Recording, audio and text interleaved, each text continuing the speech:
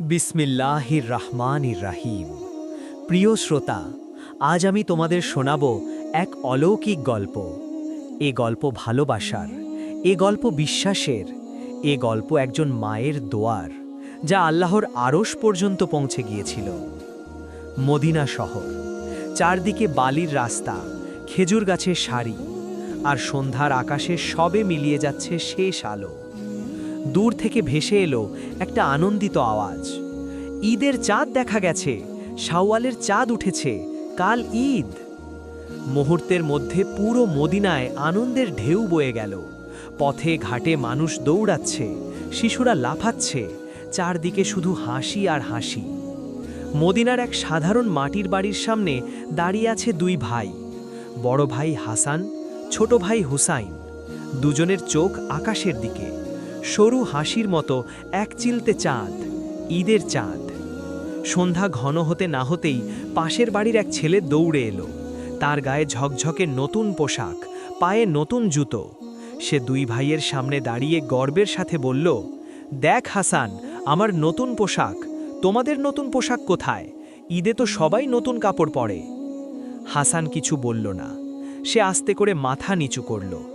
হুসাইন ভাইয়ের দিকে তাকালো, তারপর মাটির দিকে তাকালো।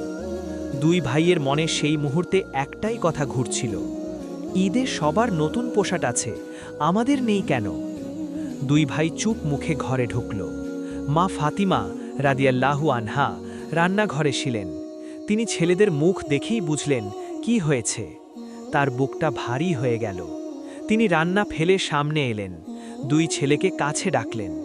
কি হয়েছে বাবারা, মুখ ভার কেন? হুসাইন বলল, মা, ঈদে নতুন পোশাক চাই, ওমরের আছে, আমাদের নেই কেন?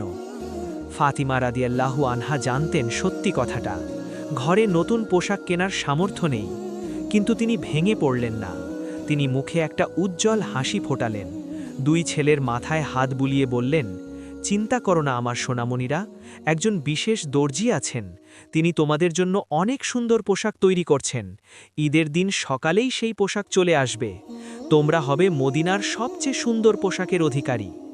হাসান মায়ের চোখে তাকালো, সেখানে একটা বিশ্বাসের আলো জ্বলছে। সে বলল, সত্যি মা? মা মাথায় হাত বুলিয়ে বললেন, হ্যাঁ বাবা, সত্যি। দুই ভাই আশ্বস্ত মনে খাবার খেল, তারপর মায়ের কোলে মাথা রেখে ঘুমিয়ে পড়ল। রাত গভীর হল, মদিনার আকাশে লক্ষ তারা জ্বলছে, পথ ঘাট নিঃশব্দ, পুরো শহর ঘুমিয়ে পড়েছে। ঘরে ছেলেরা ঘুমাচ্ছে, আলী ঘুমাচ্ছেন, ফাতিমা রাদিয়াল্লাহু আনহা ঘুমাতে পারছিলেন না। তিনি উঠলেন, অজু করলেন, জায়নামাজ পাতলেন, নামাজ পড়লেন, প্রতিটি আয়াত পড়লেন মনের গভীর থেকে। তারপর সিজদায় মাথা রাখলেন এবং কাঁদতে লাগলেন। নীরব কান্না, এমন কান্না যা শুধু আল্লাহ দেখেন। তিনি বলতে লাগলেন, হে আল্লাহ, তুমি আরশের মালিক, তুমি সব কিছু জানো। আমার ঘরে কি আছে, আমার মনে কি আছে, সব তুমি জানো। আমার সন্তানরা তোমার নাতির নাতি, তারা ছোট, তারা বোঝে না কেন তাদের নতুন পোশাক নেই। হে আল্লাহ, আমি সম্পদ চাই না, বিলাসিতা চাই না, শুধু চাই ঈদের দিন আমার সন্তানের মুখে একটু হাসি। তুমি তো রিজিক দাতা আর রাজ্জাক, তুমি তো দয়ালু আর রাহিম, তোমার দরবার থেকে কেউ খালি হাতে ফেরে না। আমি তোমার কাছে হাত পেতেছি। চোখের পানি মাটিতে পড়ছিল। তারপর ধীরে ধীরে তার মনে একটা অদ্ভুত প্রশান্তি এলো, যেন আল্লাহ বলছেন, শোনা যাচ্ছে। রাত তখনও শেষ হয়নি। হঠাৎ ঘরের ভেতরে একটা আলো ছড়িয়ে পড়ল। কিন্তু এটা সাধারণ আলো নয়, এ আলো চোখ ধাঁধায় না, বরং মনকে শান্ত করে। এ আলো উষ্ণ, মায়াময়, পবিত্র। ফাতিমা রাদিয়াল্লাহু চমকে পাকালেন। সামনে দাঁড়িয়ে আছেন এক মহাপুরুষ, তার গায়ে সাদা পোশাক, তার চেহারা থেকে নূর ঝরছে। ইনি হযরত জিবরাইল আলাইহিস সালাম, আল্লাহর সবচেয়ে বিশ্বস্ত ফেরেশতা। তার হাতে দুটি পোশাক, ধবধবে সাদা, এত সুন্দর যে চোখ সরানো যাচ্ছে না। কাপড়ের বুনন এতটাই সূক্ষ্ম যেন বাতাসেই তৈরি। আর সুগন্ধ, এমন সুগন্ধ যা এই পৃথিবীর কোনো ফুলের নয়, কোনো আতরের নয়, এ হলো জান্নাতের সুগন্ধ। জিব্রাইল আলাইহিস সালাম বললেন, হে ফাতিমা, আল্লাহ তাআলা আপনার দোয়া শুনেছেন, তিনি আপনার কান্না দেখেছেন।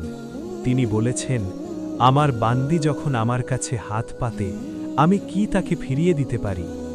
এই দুটি পোশাক জান্নাত থেকে আনা হয়েছে আল্লাহর নির্দেশে হাসান ও হুসেইনের জন্য। ফাতিমা রাদিয়াল্লাহু কথা বলতে পারছিলেন না। কৃতজ্ঞতায়, আবেগে, ভালোবাসায় তার গলা বুঝে এলো। চোখ থেকে পানি নামল, কিন্তু এবার সে পানি কষ্টের নয়, শুকরিয়ার। তিনি কাঁপা কণ্ঠে বললেন, আলহামদুলিল্লাহ, আলহামদুলিল্লাহ, হে আল্লাহ, তুমি কত মহান। ভোরের আলো ফোটার আগেই হাসান ও হুসাইন ঘুম থেকে উঠল। তাদের নাকে এলো এক অসাধারণ সুগন্ধ।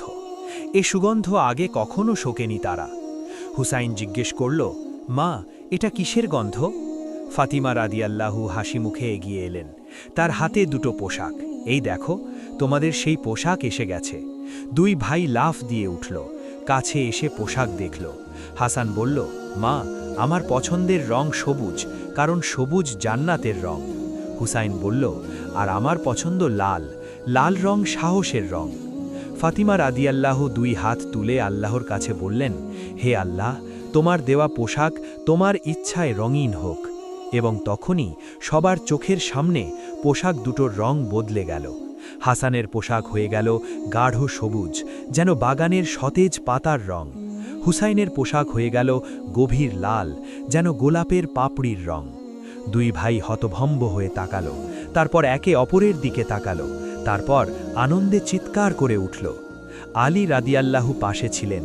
তিনি মাথা নত করে বললেন, সুবহান আল্লাহ, সুবহান আল্লাহ। ঈদের সকাল, সূর্য সবে উঠছে। মদিনার আকাশে সোনালি আলো ছড়িয়ে পড়ছে। চারদিকে ঈদের তাকবীর ভেসে আসছে। আল্লাহু আকবার, আল্লাহু আকবার, লা ইলাহা ইল্লাল্লাহ, আল্লাহু আকবার, আল্লাহু আকবার, ওয়ালিল্লাহিল হামদ। হাসান আর হুসেন নতুন পোশাক পরেছে। মা তাদের চুল আছড়ে দিয়েছেন। দুই ভাইকে দেখতে লাগছে যেন দুটো ছোট্ট ফেরেশতা। হঠাৎ দরজায় টোকার শব্দ। হুসেন দৌড়ে গিয়ে দরজা খুলল। দরজায় দাঁড়িয়ে আছেন রাসূলুল্লাহ সাল্লাল্লাহু আলাইহি ওয়াসাল্লাম। সাদা পোশাক, কাঁধে সবুজ চাদর, মুখে সেই পরিচিত মধুর হাসি। তার চেহারা থেকে সব সময় একটা নূর ঝরে। নানা যান, নানা যান। দুই ভাই দৌড়ে গেল। নবীজি দুই হাত প্রসারিত করে তাদের বুকে টেনে নিলেন। তারপর তিনি একটু দূরে সরে তাদের দেখলেন। মুখে বিস্ময় ও আনন্দের হাসি। মাশাআল্লাহ, এই পোশাক কোথা থেকে এলো? নবীজি পোশাকের সুগন্ধ পেলেন। তিনি বুঝলেন সবকিছু। তিনি বললেন, হাসান, হুসেন, তোমাদের মা রাতে আল্লাহর কাছে দোয়া করেছিলেন। আল্লাহ সেই দোয়া কবুল করেছেন। আর যে দর্জির কথা মা বলেছে, তিনি হলেন জিবরাইল আলাইহিস সালাম, আল্লাহর ফেরেশতা। এই পোশাক জান্নাত থেকে আনা হয়েছে। নবীজি সাল্লাল্লাহু আলাইহি ওয়াসাল্লাম হাসানকে কাছে ডাকলেন। হাসান, তোমার পোশাক সবুজ, কারণ সবুজ জান্নাতের রং, শান্তি ও রহমতের রং। তুমি সবসময় মানুষকে ভালোবাসবে। হুসেনের দিকে তাকালেন। আর হুসেন, তোমার লাল রং সাহস ও ত্যাগের প্রতীক। তুমি সত্যের পথে সব সময় সাহসী থাকবে। তারপর নবীজি সাল্লাল্লাহু আলাইহি ওয়াসাল্লাম নিচু হয়ে হাসানকে তুলে নিলেন বাম কাঁধে, আর হুসেনকে তুলে নিলেন ডান কাঁধে। দুই নাতিকে কাঁধে নিয়ে নবীজি সাল্লাল্লাহু আলাইহি ওয়াসাল্লাম হাঁটতে শুরু করলেন মসজিদের দিকে। হাসান আর হুসেন নানাজানের কাঁধে বসে আনন্দে হাসছে, দুলছে, নানাজানের চুল ধরছে। নবীজি হাসছেন। মদিনার পথ দিয়ে যখন নবীজি হাঁটছিলেন, পথের মানুষেরা একে একে থমকে দাঁড়ালো। সবাই দেখছে রাসূলুল্লাহ দুই নাতিকে কাঁধে নিয়ে হাঁটছেন, আর সেই দুই শিশুর পোশাক থেকে এমন অপূর্ব সুগন্ধ ছড়াচ্ছে যে পুরো রাস্তা সুবাসিত হয়ে যাচ্ছে। একজন সাহাবী দৌড়ে এলেন, ইয়া রাসূলুল্লাহ, এই পোশাক কোথায় পেলেন? এত সুন্দর পোশাক আমি জীবনে দেখিনি। নবীজি মুচকি হেসে বললেন, এ পোশাক জান্নাতের, আল্লাহর ফেরেশতা এনে দিয়েছেন। সাহাবী বললেন, সুবহান আল্লাহ। সেদিন বিকেলে হাসান ও হুসেন মায়ের কাছে বসেছিল। হুসেন জিজ্ঞেস করল, মা, নানাজান বললেন, আমার লাল রং ত্যাগের প্রতীক। ত্যাগ মানে কি?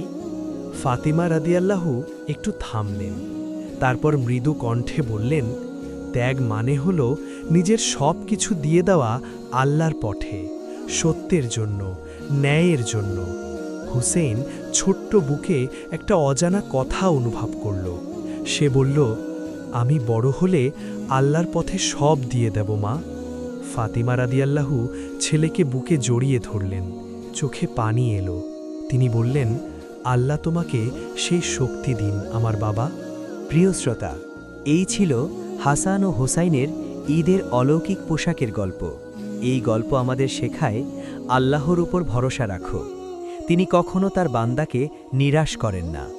মায়ের দোয়া পৃথিবীর সবচেয়ে শক্তিশালী দোয়া, তা আল্লাহর আরশ পর্যন্ত পৌঁছে যায়।